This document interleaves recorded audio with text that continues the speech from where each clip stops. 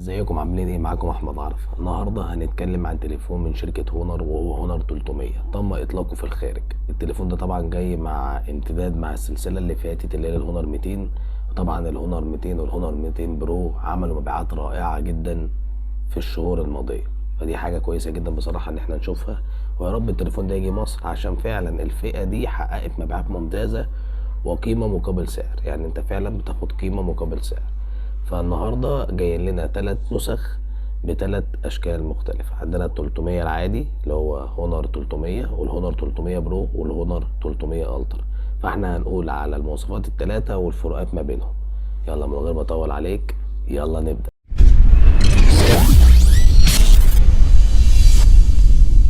بص يا صديقي، عشان ما تتوهش مني، التلات نسخ فيهم مواصفات مشتركة، فاحنا هنقول المواصفات المشتركة دي مرة واحدة في التليفون. يعني انا مثلا قلت في الكاميرا بتاعت الهونر 300 50 ميجا بكسل، فالكاميرا مثلا في ال 300 برو 50 ميجا بكسل، فانا مش هعيدها تاني في النسخة التانية. فاحنا هنقول الفروقات ما بينهم هما التلاتة عشان حضرتك ما تتلخبطش معايا. الهونر 300 يا صديقي جاي معانا بوزن 175 جرام، وده وزن ممتاز جدا، هيكون مناسب جدا في ايدك، مش هيكون تقيل خالص.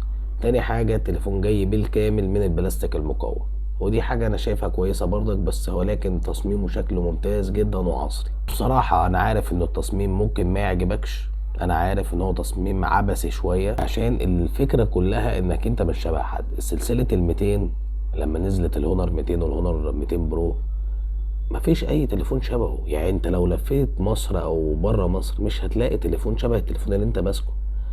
فدي اهم حاجه انا بصراحه بتشد انتباهي لما ابقى ماشي في الشارع مثلا واشوف واحد ماسك تليفون انا ما اعرفش هو ايه مثلا، او مع واحد ما فيش واحد تاني شايله، او شركه تانية مشابهه ليه. فاهمني؟ هي دي الفكره كلها. حتى كمان في سلسلات هونر اللي فاتت ما تلاقيش تليفون شبهه، فدي حاجه ممتازه بصراحه ان انا نشوفها دلوقتي في تليفونات هونر في سلسله ال 200 وال 300. الهونر 300 جاي معانا بشهاده بمعيار اي بي 65، شهاده مقاومه للماء والغبار، والشهاده دي مش قويه عشان ما تعتمدش عليه تحت الميه او اي حاجه عموما.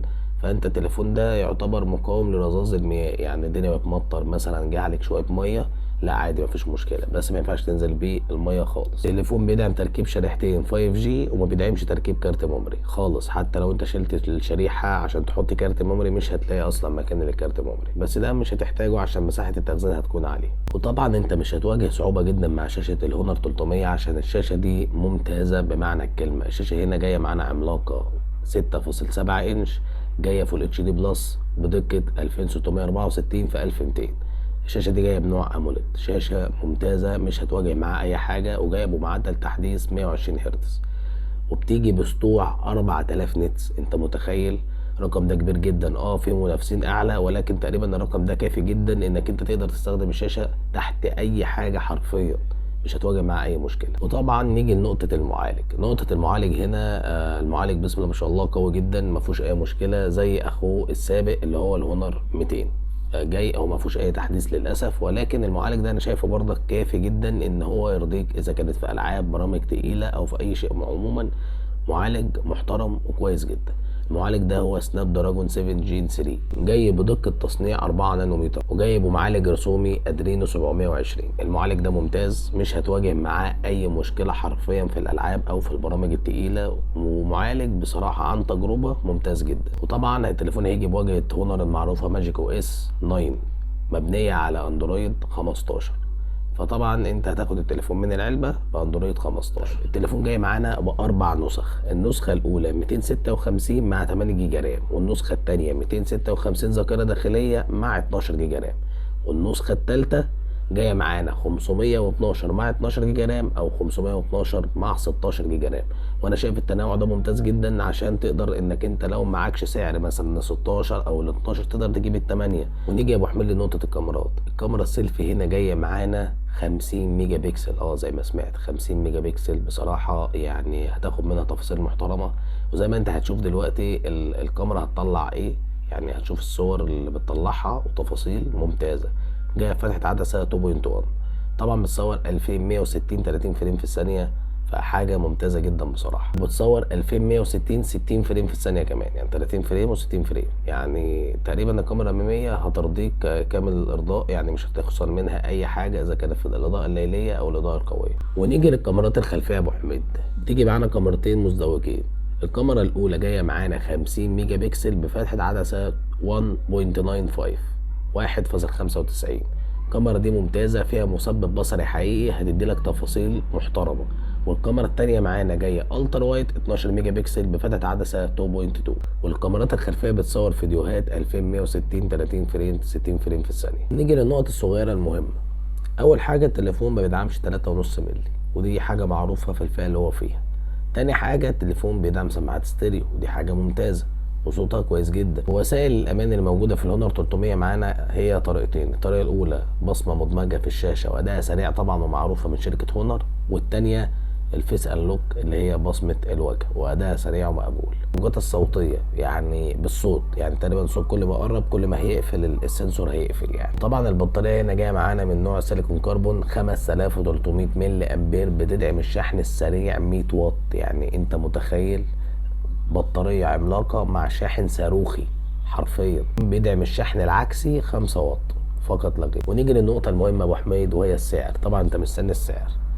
قبل ما تشوف السعر او تسمعه اعمل لابو حميد لايك وسبسكرايب وفعل زر الجرس. النسخه الاولى معانا وهي اقل نسخه اللي هي ال 256 مع 8 جيجا رام جايه معانا ب $315. فيا رب الاسعار دي تكون تنزل في مصر باسعار محترمه وكويسه.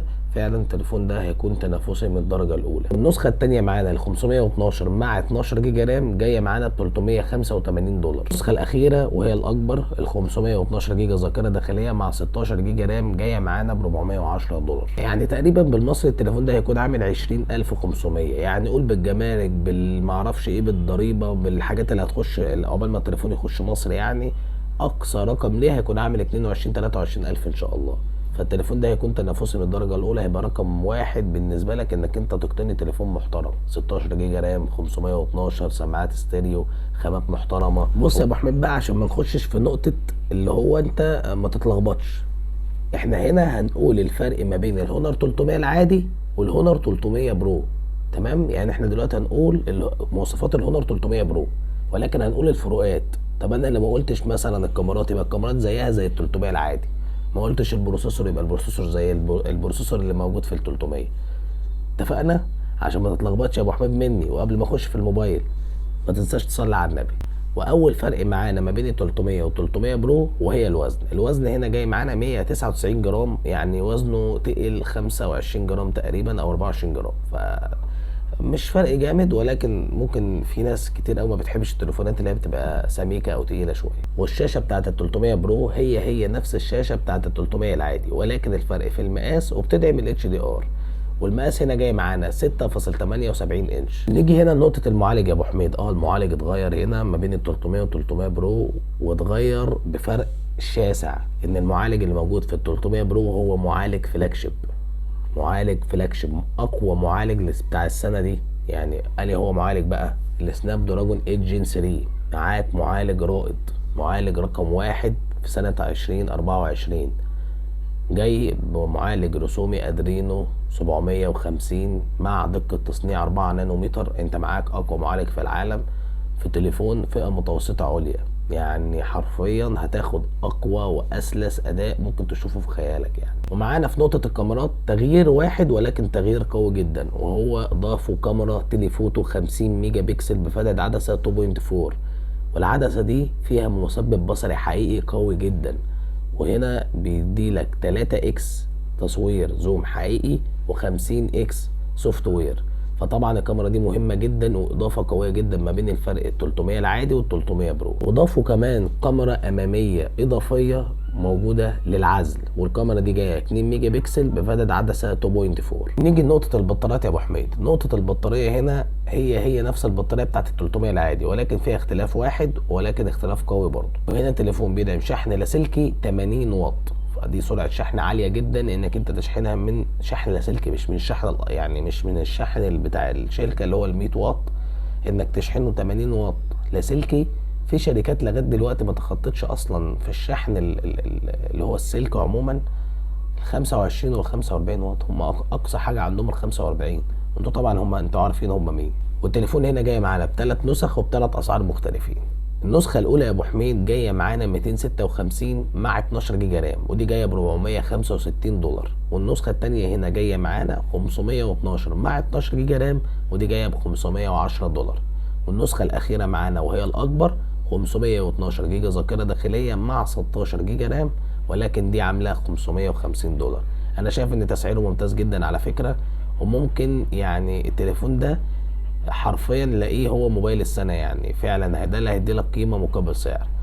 وطبعا عقبال ما نخش على الالترا، انا بجد مبهور من شركه هونر ان هي فعلا بدات ان هي تهتم بالمستخدم جدا، وبدات تديله موبايلات قيمه مقابل سعر حرفيا بالمعنى الحرفي. مفيش شركات بتهتم بكده، ولو في الشركه تلاقيها مثلا مديالك معالج قوي قوي ومضحيه لك في كل حاجه بعد كده، مضحيه لك بالكاميرات، مضحيه لك بالخامات.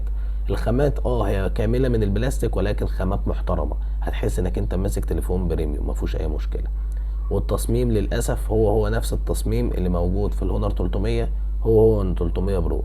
هو تصميم عبثي، ولكن لو انت تخطيت فكره التصميم هتاخد امكانيات محترمه جدا. ونخش على النسخه الاخيره معانا والاكبر، وهي هونر 300 الترا. هنقول لك الفرق ما بينه وما بين ال 300 برو، ولكن هو فرق بسيط جدا في كل حاجه حرفيا. هو نسخه طبق الاصل ما بين ال 300 برو، ولكن تعالى اقول لك على الفروقات ما بينهم. الفرق الاول وهو انا شايفه ملوش 30 لازمه، هو ان هم نزلوا جرام واحد من الوزن بتاع ال 300 برو. يعني ال 300 برو كان جاي 199 جرام، الالترا جاي 198 جرام. والتليفون هنا جاي معانا بنسخه اللي هي بتنزل على طول مع الالترا، وهي النسخه الزجاجيه. التليفون هنا جاي ازاز بالكامل حرفيا، يعني هيبقى تليفون بريميوم، يعني ده الفلاج شيب بقى. وهنا خامات التليفون جايه كامله من الزجاج، يعني خلي بالك بقى منه، لو وقع اي حاجه شكرا مش هتعرف تحافظ عليه، غير البلاستيك ان هو بيبقى بلاستيك مقوى جدا، صعب ان هو يتكسر. يعني في نسخه خاصه او نسخه سبيشال كده بتنزل بنسخه جلد، طبقه جلد بس، ولكن النسخه الجلد دي جايه من خامات من البلاستيك، يعني التليفون جاي من بلاستيك وفي نسخه طبقه جلد وراه. فالتليفون ده انا شايفه ان هو احسن من الزجاج بكتير بصراحه. وهنا جاي مع التليفون طبقه حمايه رسميه من شركه هونر. وهنا عدسه التليفوتو جايه هي نفس الميجا بكسل، 50 ميجا بكسل زي 300 برو. فتحه العدسه جايه معانا هنا 3.0، وطبعا فتحه العدسه دي كبيره جدا وكويسه قوي. وهنا التليفون بيصور 100 اكس زوم بالسوفت وير. وهنا بصمه الصباع اتغيرت كمان، موجوده مدمجه تحت الشاشه الترا سونيك، يعني هتكون اسلس كتير جدا عن النسختين اللي فاتوا. التليفون هنا جاي معانا بنسختين، النسخه الاولى 512 مع 12 جيجا رام، وده عامل 580 دولار. والنسخه الثانيه وهي الاكبر 1 تيرا مع 16 جيجا رام، جايه معانا ب 650 دولار. هل انت شايف ان التليفون ده فعلا قيمه مقابل سعر او لا؟ فانا شايف بوجهه نظري اقوى تليفون فيهم او اقوى حاجه فيهم ما بين الثلاثه هو البرو. ال 300 برو بصراحه قيمه مقابل سعر، وكمان ال 300 العادي قيمه مقابل سعر. ان ال 300 الترا ما فيهوش اختلافات جذريه ما بين الاخين الاصغر منه ان انا اقدر اشتريها، وما فيش بس غير في الخامات وطبقه الحمايه. وبس كده خلصنا مراجعتنا النهارده، اتمنى ان هي تكون عجبتك. ما تنساش تعمل لي لايك وسبسكرايب وتفعل زر الجرس، ما تنساش تصلي على النبي. سلام.